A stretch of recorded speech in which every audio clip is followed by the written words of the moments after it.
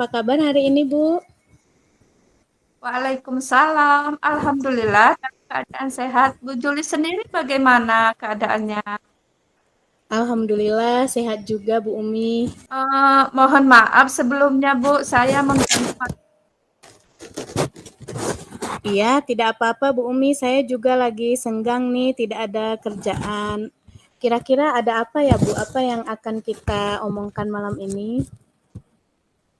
Gini Bu, saya ingin membicarakan sebuah permasalahan yang saya hadapi di sekolah.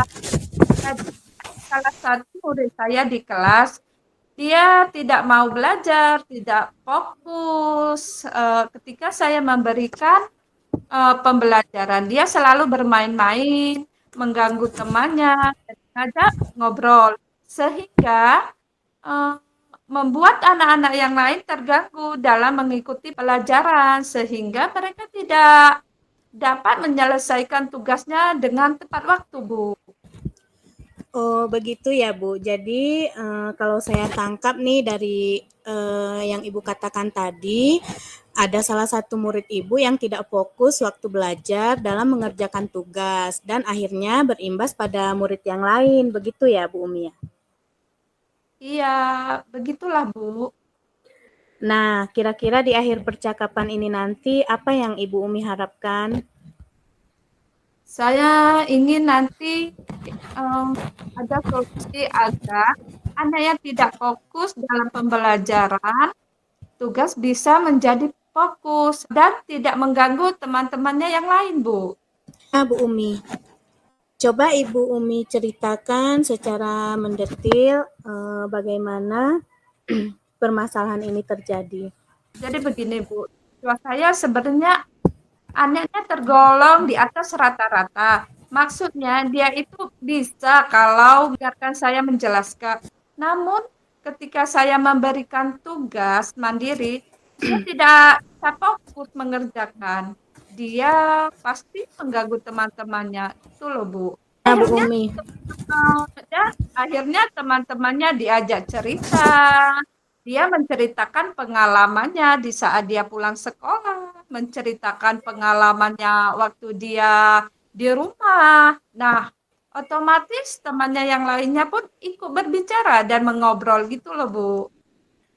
nah Bu Umi, kira-kira dari apa yang akan Ibu tuju nih? Kira-kira sekarang Ibu ada di skala berapa? Kalau bandingan 1 sampai 10, kira-kira tujuan yang akan dicapai nanti ada di sekarang ada skala berapa dan nantinya akan pingin di skala berapa gitu, Bu? Saya saya merasa saya ada di skala 5 untuk ini, Bu, kan.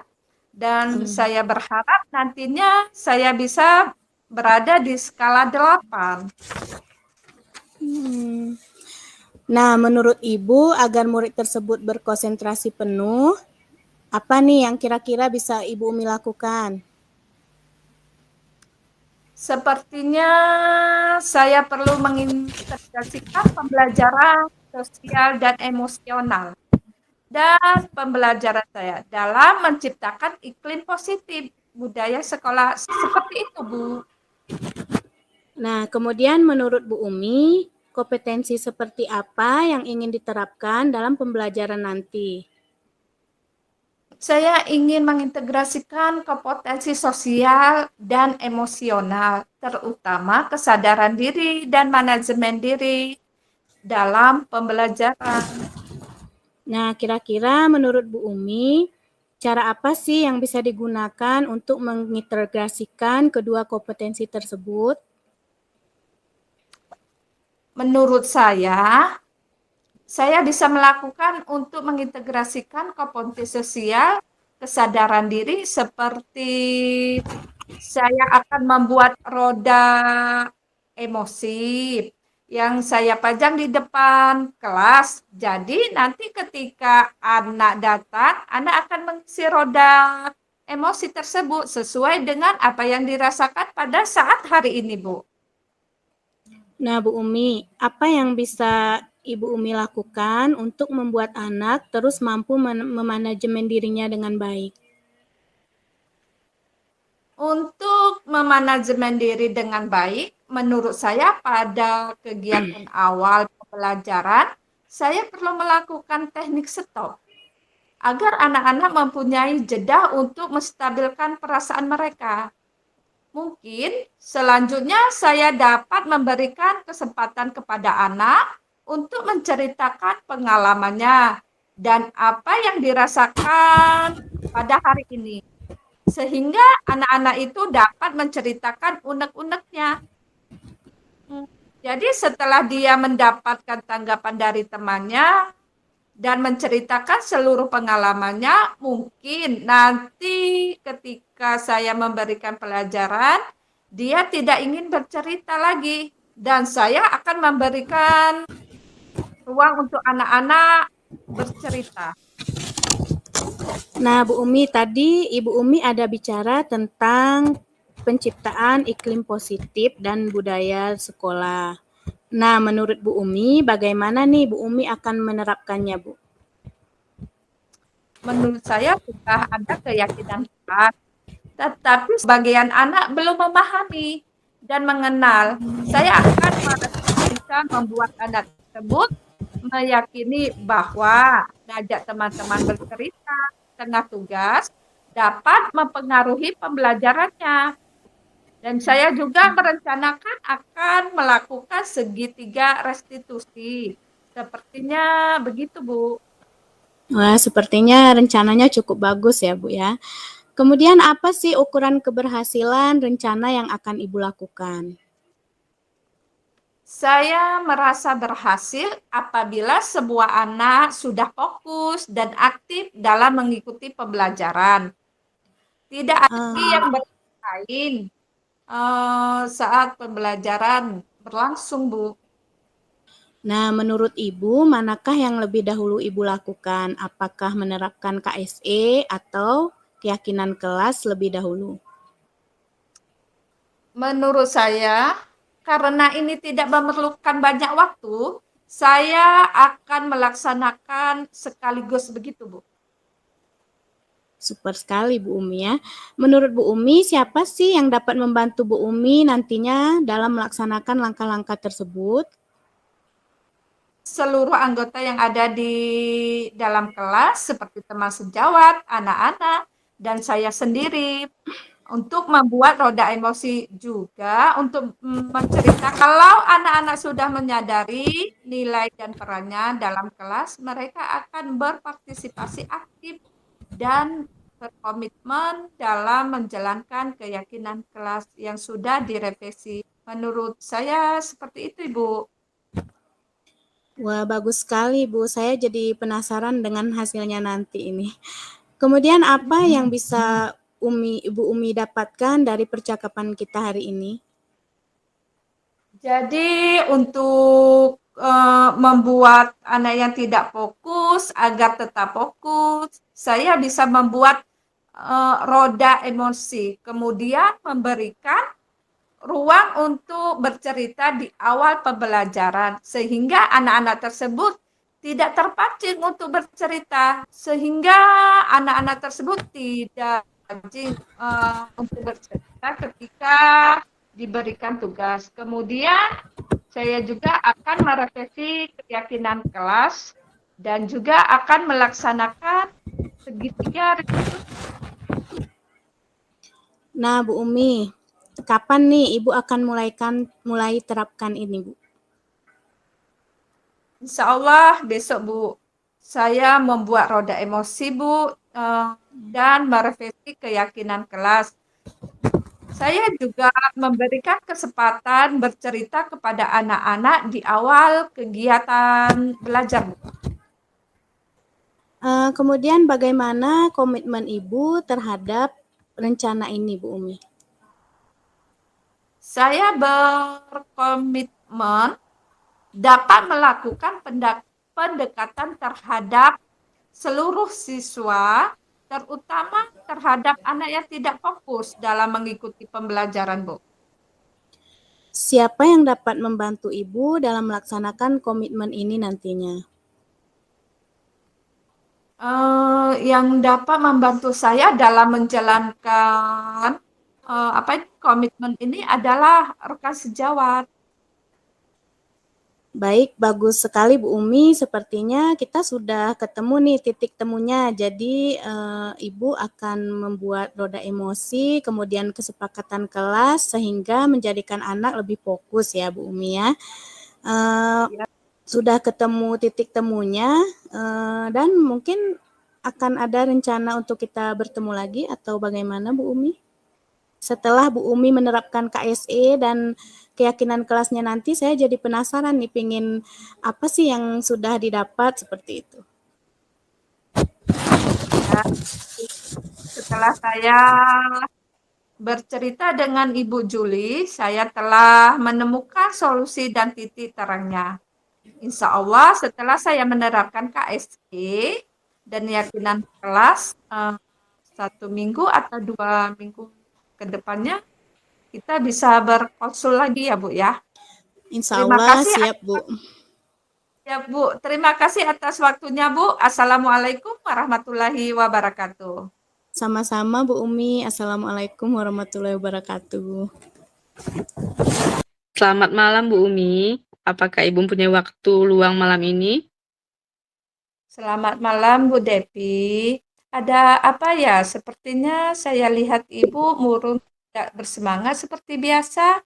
Bagaimana Bu? Ada yang ingin dikatakan kepada saya? Mungkin dengan bercerita dengan saya bisa lebih lega nantinya. Iya Bu Umi, mohon maaf Bu Umi sebelumnya karena saya mengganggu waktu istirahat Ibu malam ini. Tidak apa-apa Bu. Begini nih Bu Umi, saya ingin bercerita tentang masalah saya. Apakah Ibu bersedia membantu saya dengan mendengarkan cerita dari saya? Dengan senang hati Bu. Apa kira-kira yang bisa saya bantu Bu? Sebenarnya saya hanya ingin mendapatkan solusi ataupun pemecahan masalah yang saya hadapi sekarang ini nih Bu. Masalah apa ya Bu? Coba Ibu ceritakan apa yang sedang Ibu rasakan. Mungkin dengan bercerita Ibu bisa lebih lega. Ini nih Bu, mengenai kelulusan P3 saya nih Bu. Ibu juga sudah tahu pastinya permasalahannya, karena penempatan kelulusannya itu sangat jauh dari tempat tinggal, yaitu dari Banda Meriah. Itu yang sehingga membuat saya murung dan kurang bersemangat Bu Umi.